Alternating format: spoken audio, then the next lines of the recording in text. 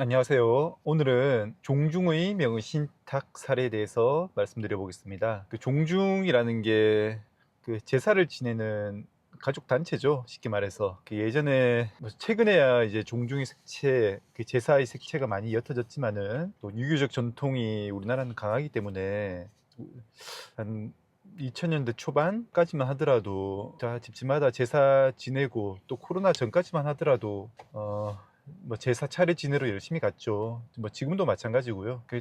이제 코로나 지나고 또 최근에 들어서 그 색채가 많이 옅어지고 있긴 한데요. 종중이라는 거는 좀 기본적으로 이제 문중이고, 이제 재산 관계가 무엇보다 중요하죠. 그러니까 어떻게 보면 내가 번 재산, 돈을 가지고 내 후손들이 좀 편안하게 살 수 있고, 거기서 나오는 수익금으로 편안하게 살 수 있고, 그리고 나를 기리면 좋겠다라는 게 어떻게 보면 인간의 자연적 욕구라고도 할 수 있죠. 이제 최근에는 이제 핵가족화되고 이제 고용관계로부터 얻는 수입이 이제 생계를 유지하는 가장 큰 소득원이 되는 것으로 경제 구조가 바뀌어서 그 색채가 얕아지고 있는데요. 이제 과거에 이제 땅을 소유하는 것이 이제 경제 생활을 영위하는데, 생계를 유지하는데 가장 큰 부분을 차지했다, 중요했다라고 한다면, 그 땅을 중심으로 이제 가족 단체 관계도 형성이 되고,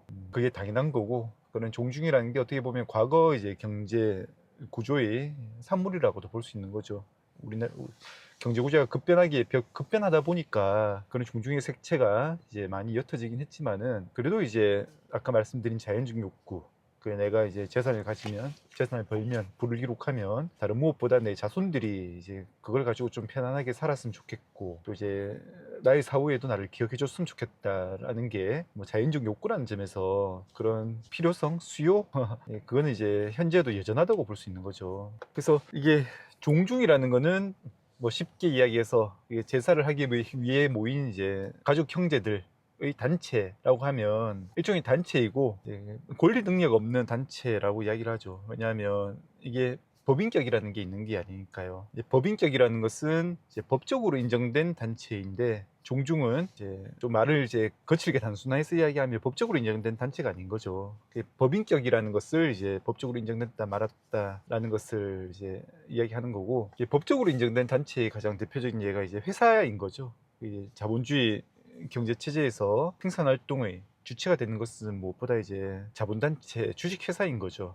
그게 법인격이 인정된 단체의 대표적인 예라고 한다면, 이제 종중은 그런 의미에서의 법인격은 없는 거죠. 법적으로 인정되지 않는 거죠. 그래서 권리 능력 없는 사단, 사람들이 모임이니까, 모임의 의미가 있는 거니까요. 권리 능력 없는 사단이라고 이야기를 많이 하는데, 이 종중명의로도 이제 부동산 등기가 되거든요.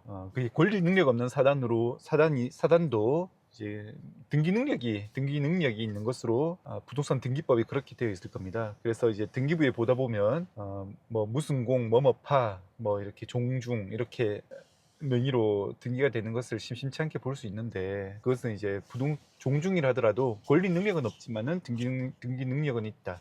부동산 등기 소유자가 될 수 있다라는 이제 부동산 등기 규정이 있기 때문에 그렇게 하는 것이거든요. 그래서 이제 종중도 이제 부동산 등기 명의가 될 수 있지만은, 과거에는 안 그랬죠. 이게 집안 문중재산을 이제 문중을 따로 이제 단체처럼 만들어 가지고 그 문중 자체의 명의로 부동산 등기를 하는 예는 오히려 드문 경우였죠.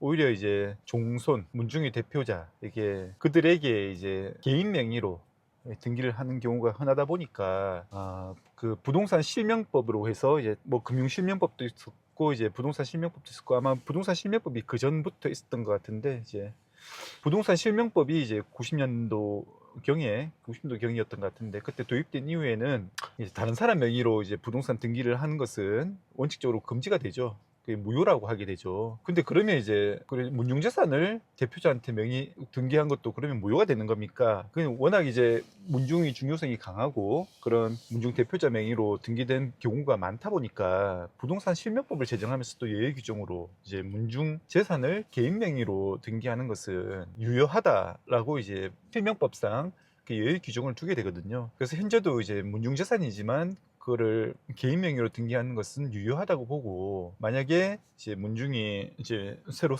설립이 돼가지고 문중 명의로 이제 등기를 하겠다라고 했을 때 이제 그 개인에 대해서 등기 말소 청구를 하는 것은 이제 그러니까 명의신탁 계약 해지를 원인으로 해서 등기 말소 청구를 하는 거죠. 개인 명의 등기를 다시 문중 앞으로 돌려놓으세요.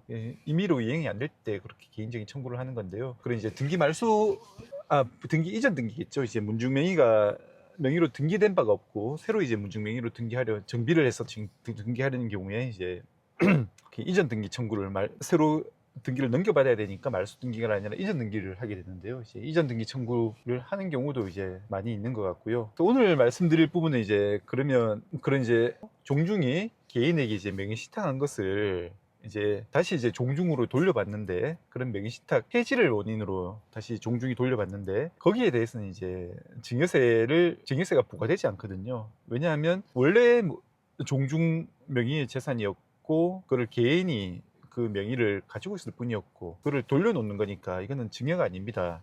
그래서 증여세 부과를 못하게 되어 있습니다. 그래서 이런 경우에 그러면 내가 이제 내 재산을 가지고 자손에게 이제 물려주고 그 재산으로 이제 수익을 얻고 좀 안정된 삶을 누릴 수 있게 그렇게 하는 게 좀 자연적 욕구라고 했고, 그리고 내 개인 명의 재산을 종중 명의로 돌리는데 증여세를 내지 않을 수도 있다 라고 생각을 한다면 누구나 이제 증여세 상속세를 그런 식으로 피하고자 하는 그런 생각을 할 수 있게 되는 거죠. 그러면 증여세나 상속세를 낼 필요가 없는 게 아닌가 라는 생각도 이제 극단적으로 할 수 있게 되는 거죠. 문중이나 종중이라는 게 정형화된 그런 단체가 아니니까요. 법인격이 있는 단체가 아니니까요. 그래서 선조 중에 누구라도 이 공동선조를 해서 공동선조의 그 자손들을 모인 단체가 이제 종중이 되는 거니까요. 함께 모여서 제사를 지낸다는 게 어떤 정형화된 형태가 있는 게 아니죠. 제사라는 게 나라에 신고하고 지내야 되는 것도 아니고 나라에서 어떻게 해야 하는 것이 유효한 제사로 인정합니다라고 인정하는 것도 아니니까요. 그냥 그렇게 우린 제사를 하기 위해 만든 단체입니다라고 가족끼리 그렇게 등기만 그렇게 할 수 있으면, 그러면 이게 증여세를 피하는 게 너무 쉬워지는 일이 아닌가라는 이제 의문이 생길 수가 있죠. 근데 이제 기본적으로 그런 논리 자체는 유효한 것으로 봐야 되거든요. 그래서 이제 부동산 실명법상 종중이 개인에게 명의신탁하는 게 유효하고, 또 그 명의신탁을 해지해서 개인 명의로 된 재산을 종중한테 돌리는 것도 유효하고, 그거는 증여라고 볼 수는 없습니다. 명의신탁 부동산 실명법상 예외적으로 유효하게 인정되는 명의신탁의 해지입니다. 증여가 아닙니다. 라는 명제는 유효하거든요.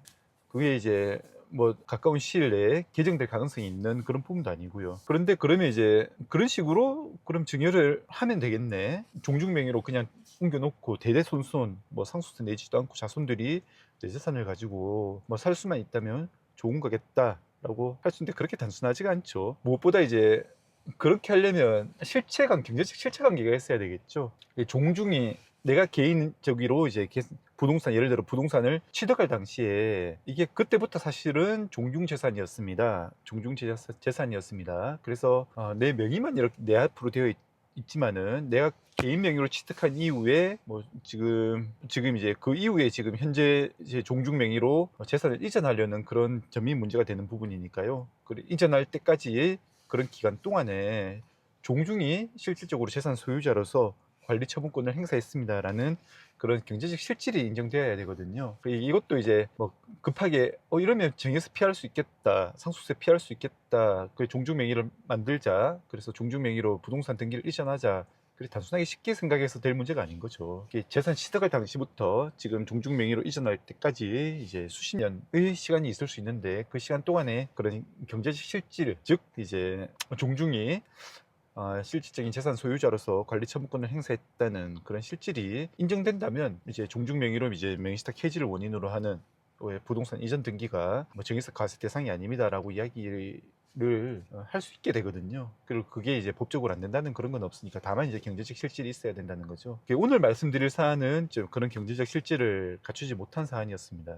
단순하게 생각한 거죠. 내가 부동산이 있는데 이 부동산은 원래부터 이제 문중재산이었고 이거를 이제 나도 이제 자손들한테 이제 이전시켜줘야 되는데 이게 원래 문중재산이었으므로 지금이라도 종중을 만들어 가지고 그 문중으로 문중명의로 돌려놓으면 되는 것 아닌가. 이게 뭐 내 개인 재산인가. 그래서 이제 세금을 낼 필요도 없다고 그렇게 생각을 한 거죠. 근데 이제 지금 말씀드린 이 사안에서 이제 재산을 취득한 것은 1980년경, 그러니까 대대로 내려오던 이제 부동산, 뭐 선산이 있는 부동산일 수도 있고, 그런 선산도 많이 뭐 개발이 돼서 경제적 가치가 올라가면 그게 뭐 문중재산이니 또 내 개인 명의로 되어 있으니까 내 개인 재산이었느니 그런 거 가지고도 싸움이 많이 일어나죠. 그래서 이제 뭐 예를 들어 이제 1980년대 당시에 내 개인 명의로 취득했는데 그 대대로 내려오던 선산을 내 개인 명의로 취득했는데 이거를 지금 이제 종중을 만들어 가지고 종중 명의로 등기를 하겠습니다. 이제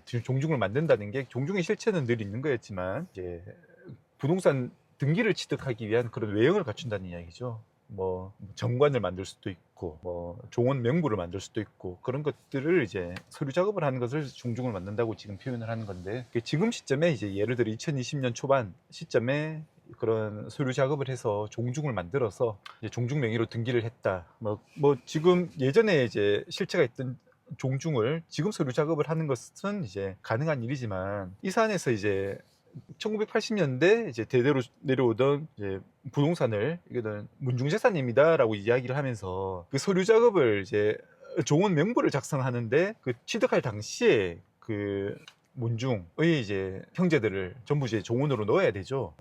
그러지 않고 사안에서는 이제 지금 나를 기준으로 나의 자손만 내 자식들만 포함하는 그런 종원 명부를 만들어서 이렇게 등기를 하니까 이제 그거는 이제 당연히 외형적으로도 실체관계를 인정받기 어려운 거죠. 더군다나 이제 뭐 민사적으로는 지금 이야기하는 건 이제 세법적으로 이야기를 하는 거고 민사적으로도 이제 뭐 종중이 나서서 이제 재산을 정리하겠다. 개인 명의로 이전된 재산을 이제 종중을 서류 작업을 해서 종중을 만들어서 그 재산들을 다 이전시켜 놓겠다라는 이제 부동산 소유권 이전 등기 소송을 했을 때도 그 종중이란 게 유효성을 인정받기 위해서는 그 명의 신탁할 당시에 그 종중이 모든 종원을 다 포함해야 된다는 그런 법리도 있거든요. 만약에 모든 후손들을 다 포함하지 않으면 그거는 종중이 아니라 종중유사단체라고 와서 그 소유권 이전을 청구하지 못한다는 그런 대법원 판례도 있고요. 그래서 이제 종중이란 민사적으로는 종중이란 것과 이제 종중유사단체라는 것이 구분이 되고 이 경우에는 이제 명의신탁한 시점이라고 주장할 당시에 그 종중 그 당시에 이제 공동성조를 하는 그 후손들이 모두 모인 그런 단체인가가 이제 그런 민사적으로 중요한 판단 기준이 되는 건데 이제 세법적으로도 마찬가지인 거죠. 이것도 이제 1980년대 명의신탁을 했다고 자기가 받았다고 주장을 하면서 80년대 당시에 이제 종원들이 아니라 지금 이제 부동산 소유권을 넘겨받는 지금 시점에 이제 자손들을 주장하는 것은 종중이 아니라 종중유사단체인 거죠. 그래서 종중유사단체가 명의신탁 해지를 원인으로 한 부동산 소유권 이전 등기니까 이거는 증여세를 부과하지 못합니다라고 주장을 하는 것은 말이 되지 않는다라는 이제 판단이 내려져서 결국 이제 증여세를 내야 되는 거죠. 그런 경우에 종중 명의로 부과된 증여세를 내야 되는 거죠. 그런 증여세를 종중한테 이제 소유권 이전 등기가 있으니까 그 등기에 대해서 종중 명의로 등기된 부동산에 대해서 뭐 압류하고 국세청이 압류하고 환가해서 뭐 그렇게 경매 절차가 진행될 수도 경매 공매 절차가 진행될 수도 있고요. 그래서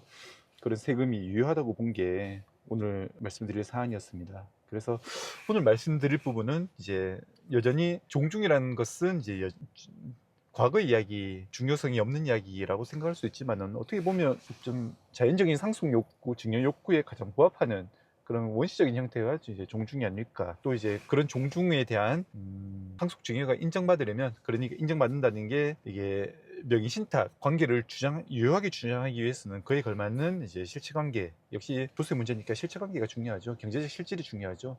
경제적 실질이 중요하다는 그런 점이 오늘 말씀드릴 부분인 것 같습니다. 예, 오늘 영상은 이것으로 마치도록 하겠습니다. 감사합니다.